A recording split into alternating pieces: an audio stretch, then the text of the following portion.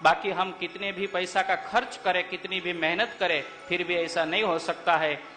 लेकिन भगवान की कृपा से बहुत ही सफल आयोजन रहा।